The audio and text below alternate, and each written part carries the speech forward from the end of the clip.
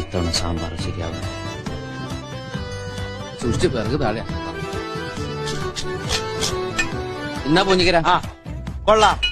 അല്ലെങ്കിലും ഗുരുഭക്തി നല്ലതാ. ഗുരുഭക്തി ഒന്നുമല്ല, ഗണപതിക്ക് കൊടുത്തിട്ടുണ്ടല്ലോ തുടങ്ങാൻ.